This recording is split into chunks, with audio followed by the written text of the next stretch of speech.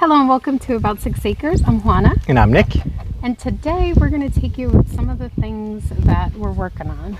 So we have some gardening, upkeep, maintenance. Yeah, maintenance. It is getting really hot in Texas, like insanely hot. And there's no chance that any of us will survive without at least some kind of shade cover.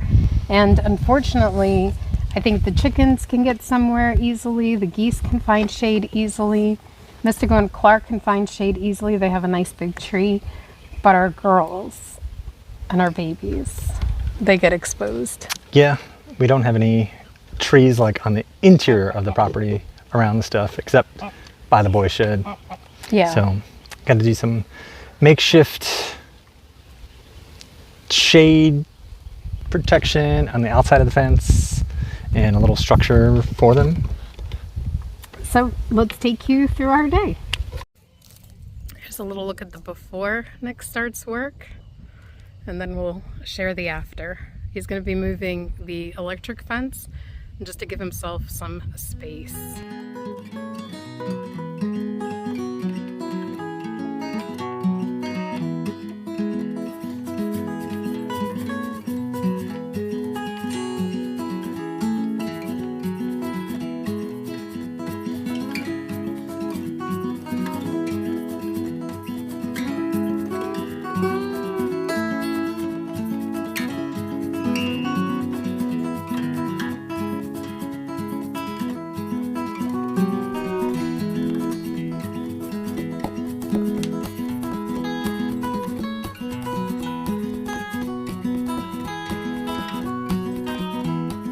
Really use my hedge trimmer to chop down a lot of the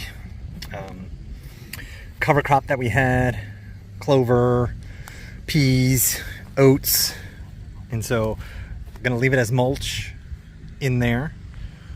Return back to the soil where our tomatoes are and some of our watermelon. I'm leaving some of these greens because again we'll feed these to the geese and to the goats. So got a few of these going. Got one of my raspberries on there. See, of my little watermelons coming up.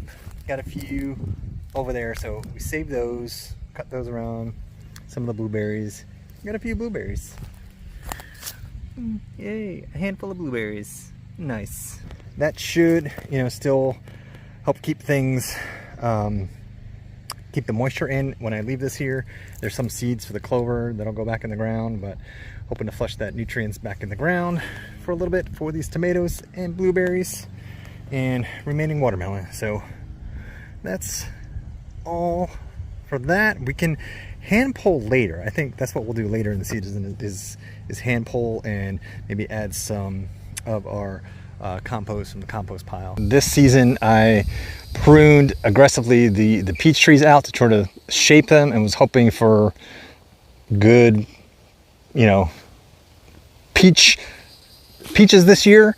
But one thing that I forgot to do is spray for one of the most common pests that we have here around for peaches, and that's the Plum Curculio. I could be saying that different, but it's like a weevil type pest that will basically come in and lay its egg and lay its egg inside the peach and cause this goop to come out and then cause the peaches to drop, and basically the larva will come out through the holes and basically overwinter into the ground.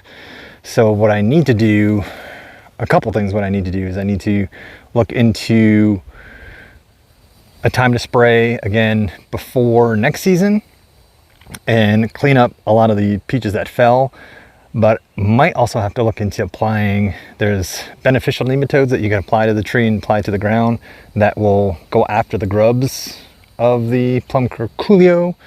Maybe set up some sticky traps, but again maybe start, because I don't like spraying any insecticide while the peaches are in bloom.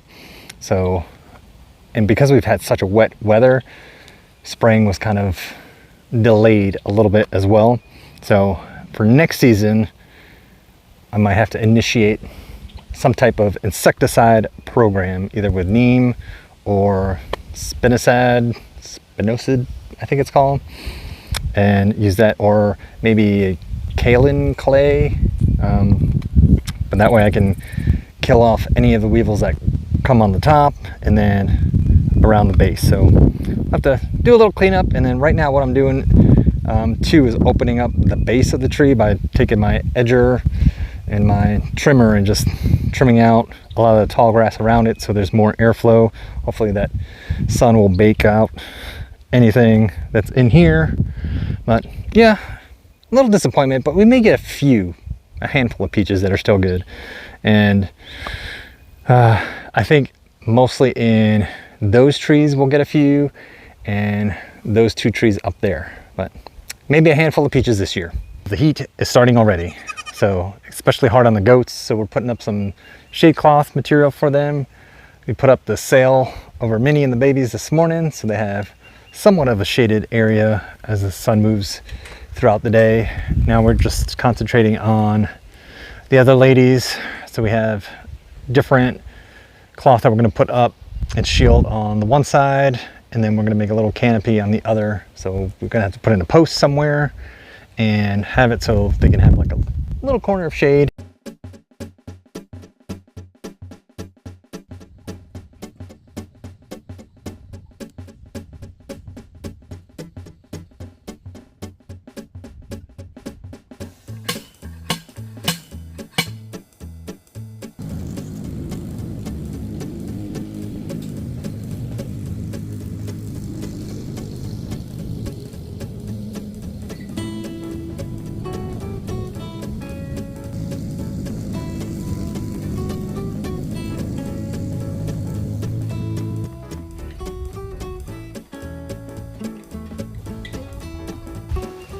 So I have our cattle panel up that we're using sort of for makeshift shade shelter.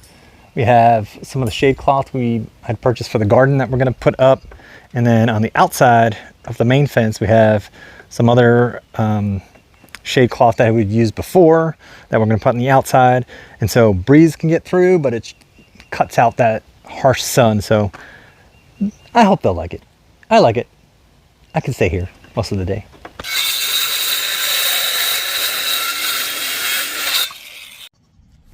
We've been trying to figure out how to use things that we have on hand. So Nick took a fence panel that we have from when we took down the garden fence. There used to be a fence all around that garden. We took one of the remnants, and that's what we're going to be using for the platform. I think it's going to work really well. We're going to put a piece of the siding from when we did the coop. We still actually have some remaining. And so we're going to use that because it feels like that'll make it a little bit sturdier, and also because the fence does have a little bit of warping and, you know, some gaps. We just want to make sure that they can't get stuck in it. So that's what we're going to do next.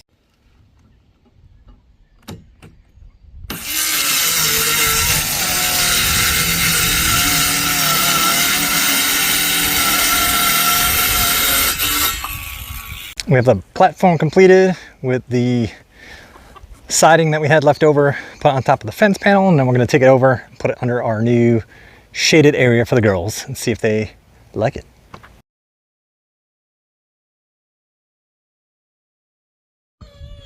We're done with our makeshift shade area for them, and I think that they like it. We wound up just doing one platform instead of 2. I liked the idea of 2, but I think that this is going to work a little bit better. And you see the reason why we didn't want to extend the shade cloth down is because really they just like to eat anything that they can find. So you see how they shredded the other one. So that's why we wanted to make sure we kept it high so that we didn't have that issue. But it is so nice and cool in there, and I know that they're loving it. Thank you for coming along with us. We always want to get more done than what we actually do, but we're really happy with our progress. Now, we still have one big project that we have not taken care of. I don't know what that is. We finished that additional DIY goat hay feeder, And the one thing that we needed to do was make a tray. And we still have not done that. That's on the They list waste for a this lot. weekend. Yeah, Okay. it's getting ridiculous. So this weekend, I think that's what we're gonna do. But it doesn't matter because right now they have amazing shade. And honestly, I'm thinking of building a little shade cover for myself because that, A gazebo. yeah, that shade cover for the garden is amazing. Yeah, and that's supposed to go up in the garden, but again, that's on the to-do list The honey-do list, which means of the many he's to-do supposed lists. to be doing it. So thank you so much for coming along with us. We really, really appreciate it. If you enjoyed this video, don't forget to hit like and subscribe. And as always, you are awesome and you are loved. Until next time.